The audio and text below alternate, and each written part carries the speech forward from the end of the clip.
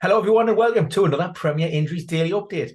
Game week 20 is fast approaching, so don't get caught out by the early deadline. However, we still have a lot of games to go before then. Namely, we'll kick off with the Carabao Cup on Wednesday night. Forest entertain Wolves. Steve Cooper admits he's waiting on several players ahead of that quarter-final tie. Didn't go in to name individuals, but what we do know, Morgan Gibbs-White looks to have suffered a recurrence of the calf problem that kept him out last month. He missed that third round defeat to Blackpool in the FA Cup. There's also question marks over Nico Williams. He took a blow to the face. That's a nose injury.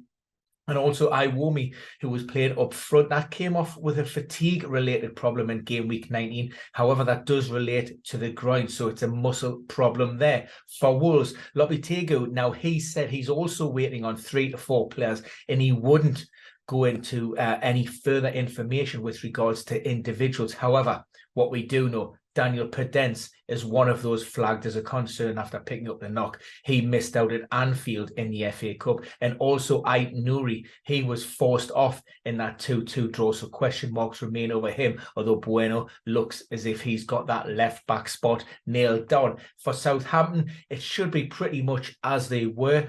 Ongoing concerns with regards to Stuart Armstrong. That's nothing too serious. They're just managing an ongoing injury there. Initially, Nathan Jones said that the midfielder was only really readily available for 15 or 20 minutes, but he's made a decision this week to take him out of the firing line completely to try and to get him back up to full health. And for City, we've seen the return of Julian Alvarez last weekend.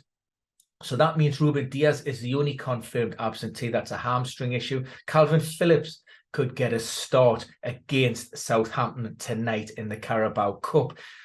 Heading across to Thursday, we still have one double game week 19 fixture to go, and that's Chelsea and Fulham. For Chelsea, they have announced the signing on loan for the remainder of the season of Atletico attacker João Felix. Whether his registration paperwork can be completed in time for that game remains to be seen, but he has trained with the squad. So if he does miss out on Thursday, then game week 20 is realistic. And given the form of the Blues, Graham Potter could throw him straight into that starting lineup. Pierre-Emerick Aubameyang did not travel last weekend due to a problem with his back. He's absolutely fine. Elsewhere within that Chelsea squad, we know that's lots of problems going on. Christian Pulisic, he's expected to be a couple of months with that medial collateral knee ligament injury, and also Raheem Sterling, hamstring-related problem. Hopeful that he will be back a little bit sooner. Ruben Loftus-Cheek and Ben Chilwell are progressing, while N'Golo Kante is still working on an individualised programme. Elsewhere, from Monday night in the FA Cup against Oxford, we've seen Bukayo Saka with an apparent injury. However, Mikel Arteta calmed concerns immediately after that game. His withdrawal meant that Emile Smith-Rowe made his first appearance since September, coming into the team, so hopefully he can get more minutes in the coming weeks to really put him in contention. Possibility that he could push Gabriele Martinelli for a place on that left-hand side. For Manchester United, Didier Delort, he's picked up another hamstring-related issue in the 3-0 win over Charlton in the Carabao Cup. Now, again, in the immediate post-match interview, Eric Ten Hag played down those concerns. However, we know that he picked up an initial problem out in Qatar at the World Cup. So the concerns would be that it's a re-injury or a recurrence, and even a minor issue is likely to rule him out of this double game week. Aaron Wan-Bissaka could be the player that comes in on the right-hand side, although Victor Lindelof is another option. And the news on Donny van der Beek, still nothing definitive from the United boss.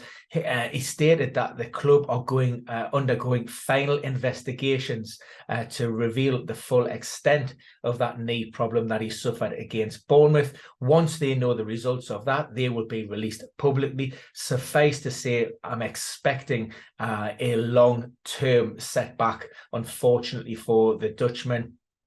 Could be season ending, certainly ligament involvement, potentially ACL, maybe even PCL, and potentially some meniscus damage in there.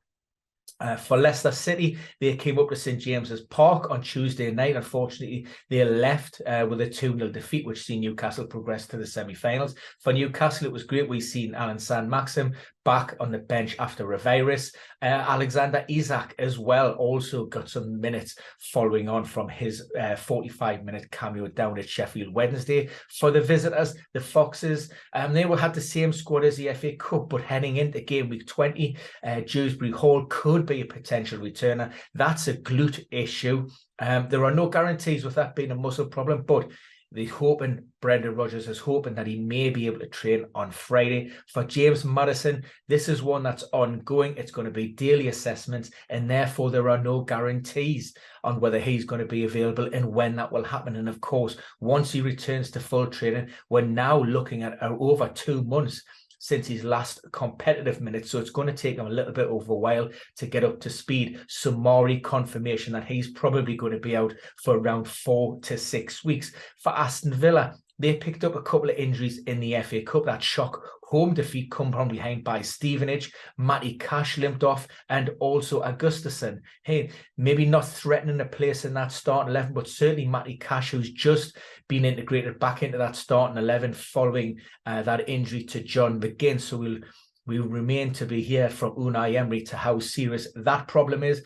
For Brighton, just in case you missed it earlier in the week, there was a little bit confusion as to his absence from the Brighton squad at Middlesbrough last weekend. Early reports from the Athletic suggested that De Zerba had said that Trossard wasn't given 100% in matches or in training, and therefore he couldn't expect to be in his squad.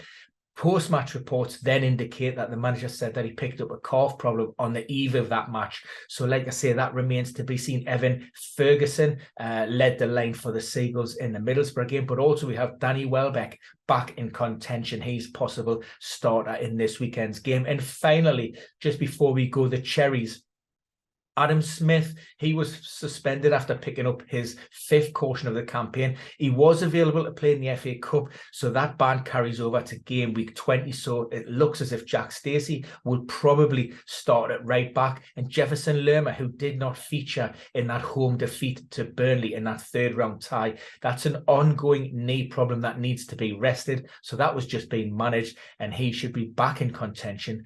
So that's it for now. Keep your eyes and ears peeled for all the latest updates. We're going to expect more press conferences than usual on Thursday because of that early deadline. Of course, everything will be pushed out through our socials on the premierinjuries.com table, and also we will have another daily roundup. And also don't forget our live Q&A with Jason and our predicted lineups on Friday at 2:15. So hopefully we'll see you then.